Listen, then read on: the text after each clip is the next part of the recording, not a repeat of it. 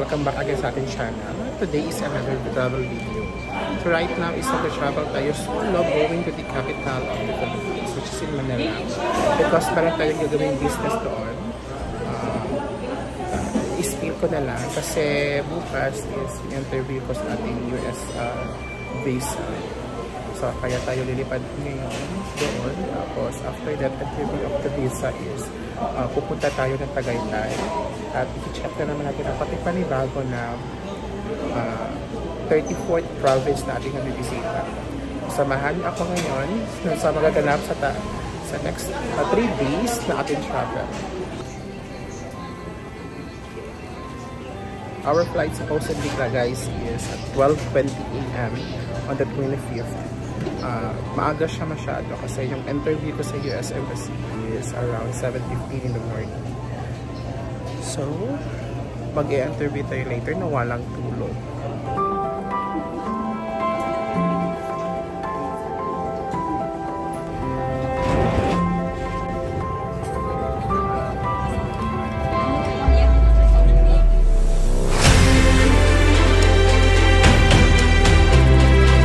Time check is 3:30 AM guys. Kakalapag na natin sana ingat. So ngayon is maghihintay lang muna tayo ng oras. Mga around siguro 5:30 AM pa. Babiyahe na tayo papunta ng embassy. Oh my gosh. So God bless you today. Sana pala rin sa ating interview sa US visa. So nakapag-change outfit na tayo guys. Kasi in a while mag-interview na tayo. So right now is magka-taxi na siguro ako papunta ng US embassy. So maghahanap na tayo ng Grab kasi mag-Grab na lang tayo pupunta ng embassy. Kasi hindi natin alam yung commute doon.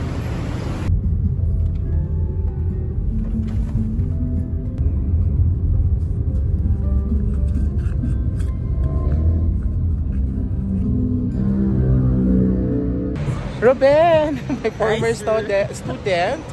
Siya muna ang magbabantay sa ating mga kayamanan. Oh my God, so marami na pong pila guys. So i-update ko na lang kayo as to what the result of my visa application. Oh my God, Ben. And guys, so after 45, I think parang nasa mga 1 hour to 1 hour and 20 minutes, nakalabas na po ako ng console and it's positive, Ruben! So positive po ang ating visa. We are granted with US visa. Oh my God, I can't believe it. Grabe ang pa-make-up, pa-makba dito abenay. Approvality, of course. So, oh my God, I cannot wait to tell this news to my friend who lives in America. Oh my God. Yes, si Mocheche. Oh my God. So this calls for celebration. So I guess punta na tayo sa Tagaytay para mag-celebrate. Sayang si Ruben hindi makakasama, ma'am. So sige lang Ben. We still have time, no? Okay. Yan. Our next business guys is punta tayo ng Tagaytay. Salito tayo sa PITX. Kasi magkukommute tayo going to Tagaytay. Ayan na po. Ayan na guys. So, but before tayo magsasakay ng bus is kakain muna tayo. Wala pa kasi tayong breakfast. Pakakainin ko pa muna ang aking Santo Niño. Sayang sabihin, sinulog. Okay. So, maraming mga food dito sa ano guys. Hanap ko tayo na makakain. Kami nag-breakfast ni Ruben. So, sa Ruben umuwi na. So, ako na lang yung isa na ang mag-travel papunta na Tagaytay. So, dito tayo sa second floor ng PTX. Sa gate 2 na yung bus station. Papunta ng Tagaytay. Kasi of course, approve tayo sa visa guys. So, kaya magsa-celebrate tayo. Later on, ikikwento ko sa inyo yung naganap sa aking visa interview sa Tagaytay. Ang laki pa rin ng PTX guys. Parang airport.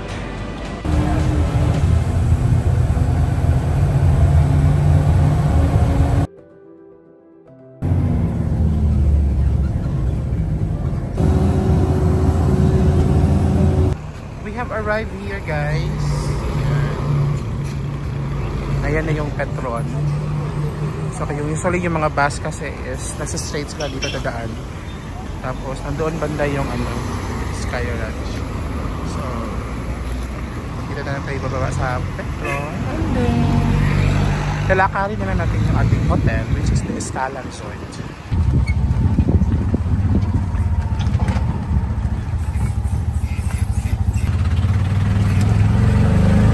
So, iniwan ko muna yung luggage sa Escala, guys, kasi masyado pang maaga. Supposedly, yung check-in natin is 4 PM pa.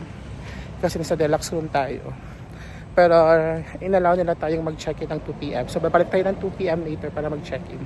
So, right now, kakain naman ako. Mitis lang siya, guys. Papunta ng Sky Ranch. So, lalakarin na natin yung Sky Ranch. Nakikita ko na yung Ferris wheel. Ito na yung Ferris wheel, guys. Ito na yung Sky Ranch. Maliit pa pala ang area. Yung Sky Ranch pala is para siyang little theme park. Ayan na, guys, ito na yung Sky Ranch. Pinipilahan na siya. 100 pesos lang yung entrance. Saka yung mga rides pa is may bayad din siya. Separate yung bayad niya sa mga rides. So kung ano yung rides sa sasakyan mo, yun lang yung babayaran mo. Okay na! Ayan, so it's almost 2 PM na. So babalik na tayo ng Escala para mag-check-in. Kasi wala pa akong tulog, guys. Gusto ko muna matulog. Saka tayo mag-explore sa Escala. Nakuha namin na room sa Escala. This is the Deluxe Premier Room. So, pag Deluxe Premier Room, nasa medyo higher level siya ng floor. Ayan. Ito yung CR nila, guys. There's no bathtub, but at least there's a bidet. And a hot and cold shower. Perfect. Yun. May mga amenities. Gosh! Look at the Escala! Okay. May very huge mirror here. Living mirror. Meron tayong mga laundry bags. Ayan. There. Malaki ng salamin. Ayan. Ito din may mga hangers. You can also put your luggage here. Ayan. Then the bed, guys, is this. Oh. Double bed. Tsaka isang single bed. And the best view and the best spot here. Oh my gosh, look at the view, guys. Oh my God. You got the view of the Mount Taal. I mean the Taal volcano. And of course, the infinity pool. So yung infinity pool nila is from 8 AM to 8 PM lang daw. Book namin ito, guys, na ito na accommodation for around so, ibubook mo ito sa Agoda na sa 11,700 siya. Pero napagtanong ko kanina sa baba, yung gitong klase na room pala is 9,000 lang during weekdays. No? So, mas mura siya pag weekdays. I do not know lang kung how much siya pag weekend. So, nabook namin ito sa Agoda. Medyo mahal pala siya. Pero sige na lang kasi makikita mo naman na sulit naman talaga yung binayaran niya dito sa Escala. Oh my gosh, so, sarap matulog. Actually, matutulog muna ako. Kasi naantok ako. Wala pa akong tulog, guys. So, galing pa ako sa 12 AM, 12 midnight na flight. Tapos, nag-interview agad. And then, right now, ngayon pa tayo makakatulog talaga. Hi, guys! Look who's here. Ma'am Crizel, our balabak buddy. It's been a long time, ma'am. At saka Port Barton din pala. Oo. So, nauna ako konti ka, ma'am, ng dating sa Tagaytay. This time is, maghanap kami ng dinner. Somewhere over here. Lamig, guys. Lamig. Lamig. Malamig sa Tagaytay during this month. Baka hindi ko to na-anticipate, Ma'am Giselle. Kaya so ngayon is maghahanap kami na kainan. Saan pa kami dadalhin ng aming mga chan ngayon. Oh my God. Staycation lang yung peg dati dito sa Tagaytay, guys. Ayan, so magsasangyo po kami. Ni Ma'am Prisel. Nag-60, Ma'am. Uy, may wagyu, oh. Guys, sangyup in the house. Oh my gosh. Guys, ito yung food sa sangyupsal. Oh my God, sangyup is in the house. Look at the pork, guys. Sayang wala silang wagyu here. So, kakauwi lang namin po galing ng dinner. Diyos ko, grabe, ang lamig sa Tagaytay. Parang mas malamig pa sa Baguio. Yeah. Tingnan niyo yung view ng guys, ha. Yung pool ng Escala at the evening. Yan, look at that. Parang starry night. So, ganito lang yung peg natin dito ngayon. staycation lang tayo. Yeah, so that wraps up our day 1 here, guys. I guess magsisleep na muna tayo. Magre-rest na tayo for tomorrow's activity.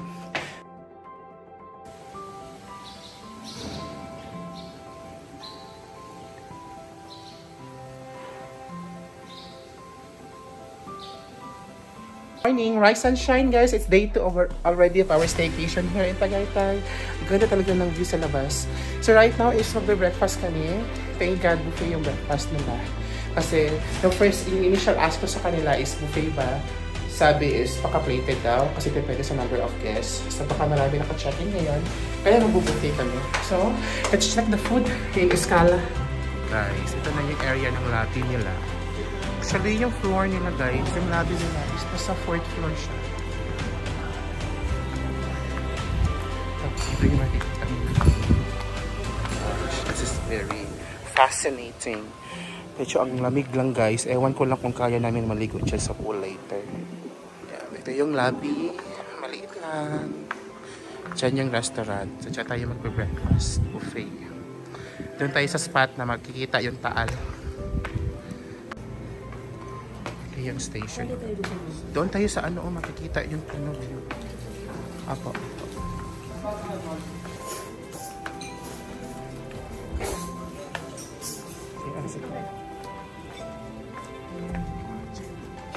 Guys, ito na yung Taal.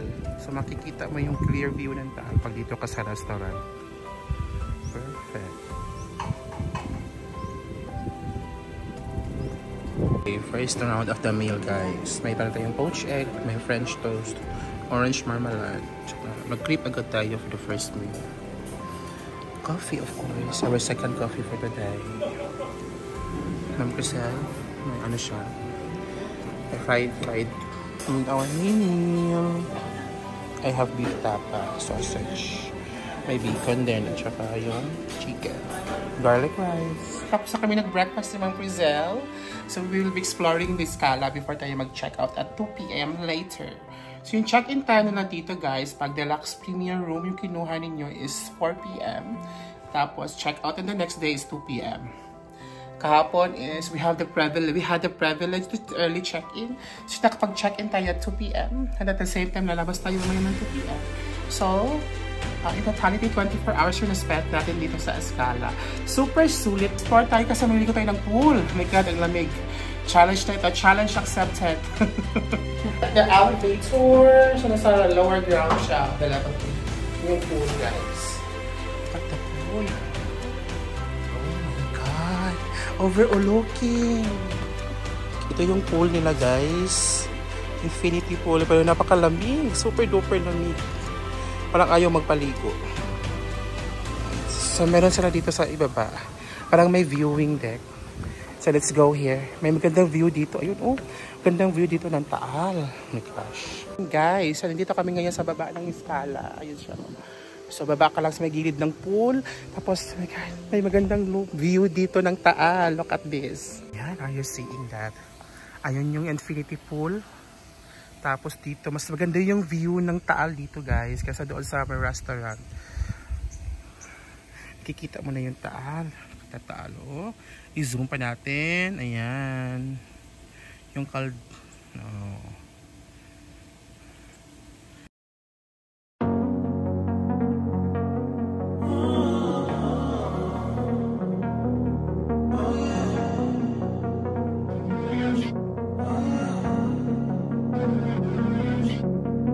Walking away, your words are lost on me.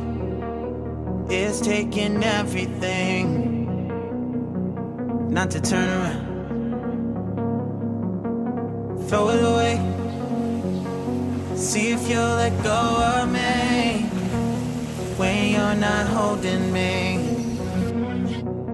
I can see it now. Hey, when I lose, but if I'm gonna lose you, I'm gonna lose it. I'm gonna lose it. I'm like, oh shit, I've been doing this a long time. Lost in my head, I don't care, I'm not gonna lose it.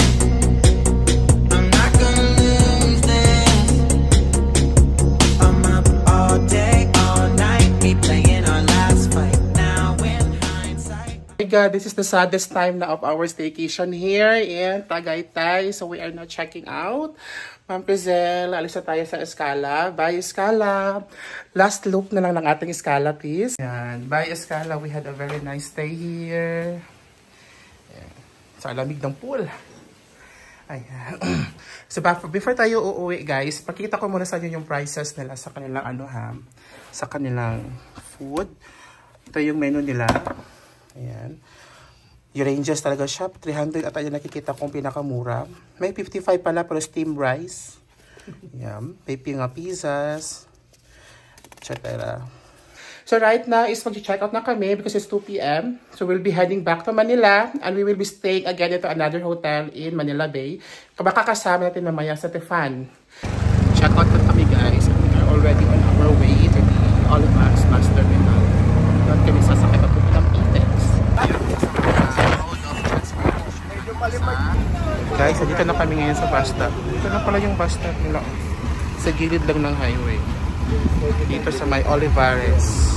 Ayan, guys. So we're back at the bus na naman. Dito lang yung bus stop sa Tagaytay. So, another 2 to 3 hours. Dalawang oras na. Dalawang oras na. Sana wala masyadong traffic. Down Manila! Oh my God, look who's here. Oh, the fun. And our staycation continues on the second night. Nandito kami ngayon sa Kingsford Hotel in Manila. Ang liit pala ng room. Tapos 4 kami. Ayan, dito kami sa Kingsford Manila Hotel. Sinabukan ito sa Agoda for, I think, 4,100 to 200. Uy, ang liit ang comfort room. Ayun sa kuwan na nagagamit. Ayan. Dako ang kabayan, uy. Oh, ayan. Dako akong kauwan. Ayan. Tingnan mo yung bed. Good for one lang talaga siya. Hindi ko alam kung saan ko ilalagay yung aking maleta. Ayan, guys. So, our staycation continues. May maganda sana yung room, guys. Kasi, ano siya, overlooking yung Manila Bay. So, kung nag-aaga lang, nakakash sana tayo ng sunset. So, airset lang. Fix mo na ako sandali kasi pupunta na naman kami ng MOA. Walang humpay na MOA. So, mali ang pin, Tefan. MOA ang nakasabi, pero sa SMX tayo nakapin. Sige. Oo. Looking back, nanamena si Tefan, ang kanyang breath. Shout out to Brett. Brett, magkikita na tayo, Brett. I'm so excited. Nawawala na po kami sa MOA. So, I think parang kailangan na namin balikta rin yung aming mga damit. Itong isa, pabalik-balik na MOA, hindi na memorize yung area. Nasa na ba yung mga bata? My God, guys, time check, it's 11 p.m. Dito pa kami sa Baguio High Street. Ay, Bonifacio High Street sa may BGC. Parang hindi natutulog yung mga tao dito, guys. At 11 p.m. ang dami pa rin mga tourists. From here sa Kingsport, you can view already the Okada. Later, check natin yun. We're at the lobby sa Kingsport Cafe yung breakfast, guys. Ang daming tao, ang daming guests. So, be your table. Thank you so much, Jelly. Sila dito, guys, sa Kingsport.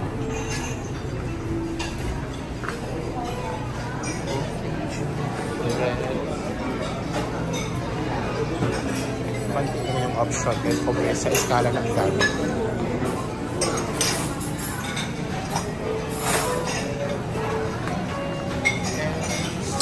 Wow, this is a pudding of the sky that first set.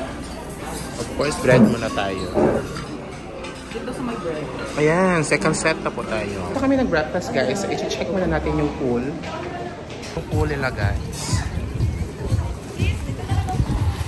Sige. Ayan, ang Okada. Perfect. Kita mo yun dito yung view ng Okada. 3 feet?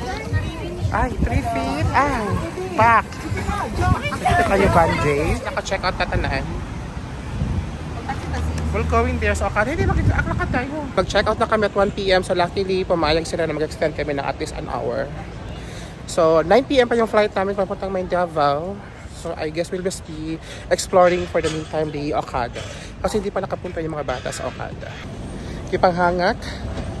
Kamusta ang PWD? Sis.